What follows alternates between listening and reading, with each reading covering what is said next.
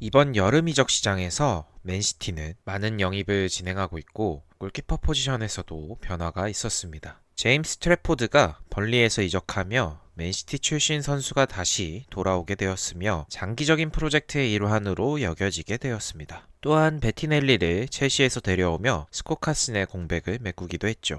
위 두 영입에 이어서 맨시티는 또다시 골키퍼 영입을 고려하고 있는 것으로 보이며 유럽 무대에서 검증된 엘리트 골키퍼인 돈나룸마와 강하게 연결되고 있습니다. 돈나룸마와 맨시티의 링크는 돈나룸마의 파리 생제르맹에서의 미래가 불투명해지며 서서히 생겨나기 시작했습니다. 파리 생제르맹과 재계약이 진행되지 않고 있는 돈나룸마는 파리가 그의 대체자로 고려될 만한 선수를 영입하고 최근 슈퍼컵 명단에서도 제외하면서 이적을 추진하고 있는 것으로 보입니다. 맨시티는 트래포드의 영입과 함께 4명이 된 골키퍼 라인업의 정리가 필요한 상황이었고 이에 오르테가의 이적설이 나오게 되었습니다. 이번 여름 시작 전 두 골키퍼의 이적은 없을 것이라는 과르디올라 감독과의 인터뷰와는 다른 상황이 펼쳐지고 있는 것으로 보입니다. 오르테가는 이번 여름 꾸준히 이적설이 나오고 있으며 현재 32살인 그는 다가올 월드컵을 앞두고 대표팀 승선을 목표로 하고 있어 정기적인 출장 기회를 받기 위해 이적을 추진할 것으로 보입니다. 보도에 따르면 분데스리가 측에서 그에게 관심을 갖고 있는 것으로 보이며 남은 이적 기간 동안 구체적인 제안이 나올 가능성이 있을 것으로 보입니다. 오르테가의 이적으로 맨시티의 골키퍼 라인업이 어느 정도 정리가 될 것으로 보였지만 또 다른 주전 키퍼의 이적설이 나오며 상황이 변화하고 있습니다.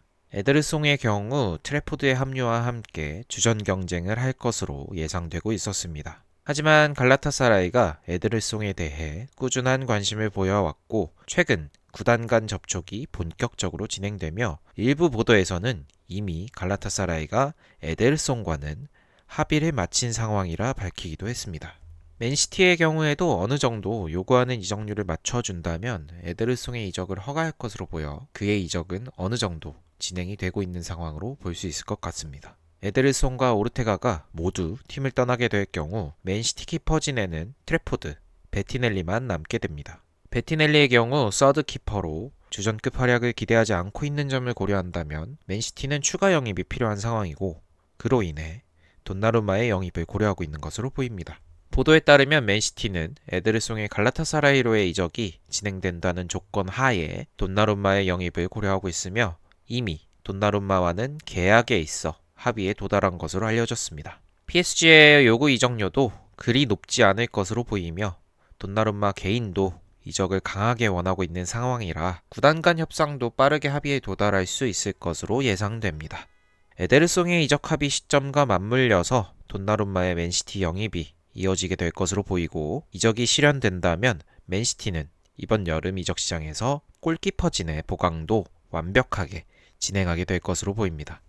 여러분들은 돈나룸마의 맨시티 합류에 대해서 어떻게 생각하시나요? 돈나룸마의 경우 물론 발밑이 아쉽다는 평가가 있고 이미 영입한 트래포드 또한 같은 부분에서 아쉬움이 있기 때문에 전술적으로 잘 녹아들지에 대한 의문점이 있을 수 있을 것 같습니다. 다만 개인적으로 발밑도 중요하지만 오랜 기간 동안 큰 아쉬움으로 느끼고 있던 골키퍼의 선방 능력에서 돈나룸마가 더 나은 모습을 보여줄 수 있을 것 같아 충분히 좋은 영입이 될 수 있을 거라 생각이 드네요.